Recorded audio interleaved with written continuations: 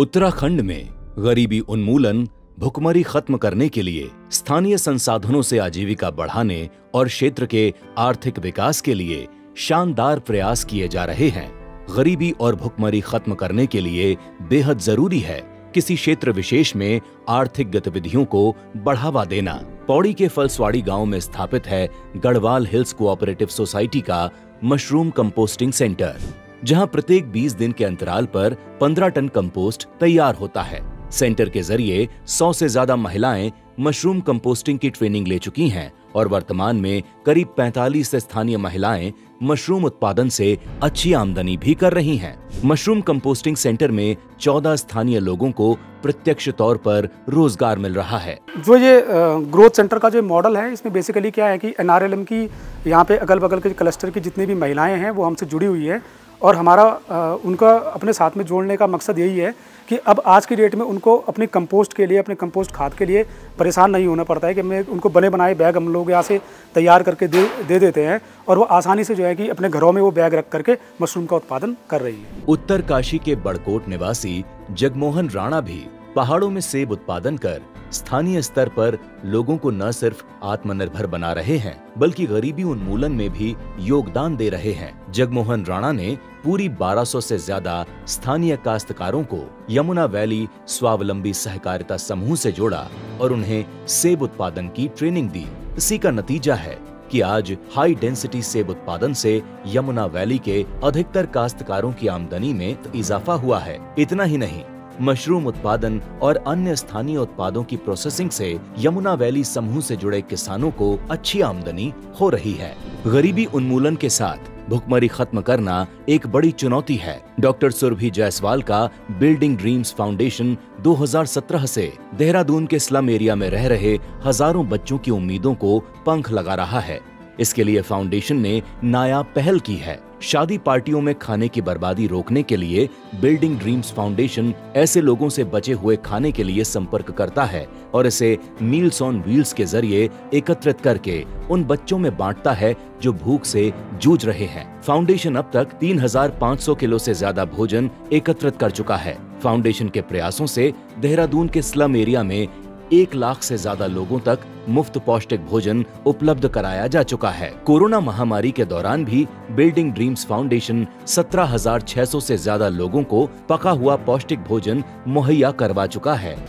इस तरह से हम हर एक बच्चे को उसके बस्ती से लेकर स्कूल तक के पहुंचने का सफ़र तय करते। इसके साथ में उसका खाने पीने का हम ध्यान रखते हैं। हम हर एक बच्चे जो भी हमारे साथ इन्वॉल्व है उन बच्चों को हम खाना प्रोवाइड करते हैं। देहरादून में शादी पार्टी, होटल, हॉस्टल, रेस्टोरेंट में जो भी खाना बच जाता है, अच्छी कंडीशन में होता है, उसको पिकअप करके हम देहरादून के बस्तियों तक पहुंचाते हैं।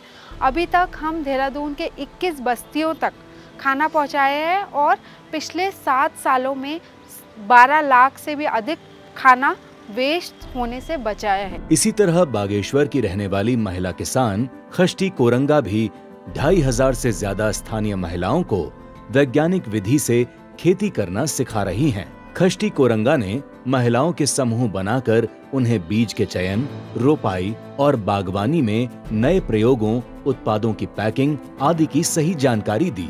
खष्टी कोरंगा ने कीवी उत्पादन के लिए महिलाओं में जज्बा जगाया। इसी का नतीजा है कि आज बागेश्वर का श्यामा गांव कीवी उत्पादन में अग्रणी बना है। गरीबी उन्मूलन के लिए जरूरी है आजीविका के संसाधन बढ़ाना और Uttaranchal youth and rural development centre इसमें अहम भूमिका निभा रहा है। बेशकीमती जड़ी बूटी कुटकी उच्च हिमालयी क्षेत्रों में उगती है।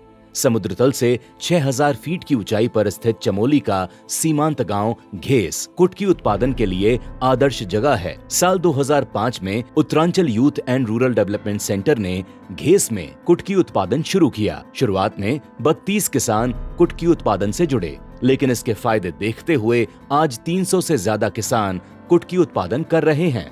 मौजूदा समय में घेस में 5 टन कुटकी उगाई जा रही है, जिसकी फार्मा कंपनियों को सीधे बिक्री की जा रही है। कुटकी उत्पादन से प्रत्येक किसान सालाना 2 लाख रुपए तक की कमाई कर रहा है और उनकी आजीविका सतत रूप से चल रही है। घेस के अलावा हिमनी, रमानी पडैर गांव में भी कुटकी उत्पादन अपनाया जा रहा है। यहाँ पे ये 2001 से जड़ी बूटी की खेती कर रहे हैं। 2001 में हमने जब शुरुआत की तो हमारे पास अनेक प्रकार की यहाँ पे समस्याएं थी।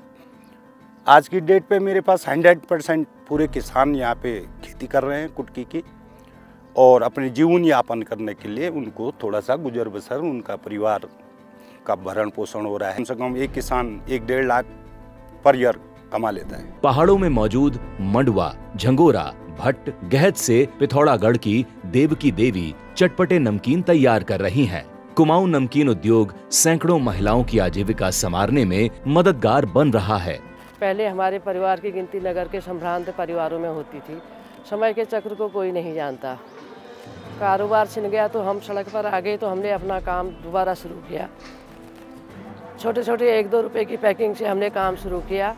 तो मेरे पति का खोजी दिमाग, उन्होंने कहा भाई नमकीन तो सभी बनाते हैं, क्यों ना हम कुछ हट के अलग तरह से एक नमकीन बनाएं, और जिससे हमारे यहाँ के लोगों को रोज़गार मिलेगा, हमारा पलायन रुकेगा।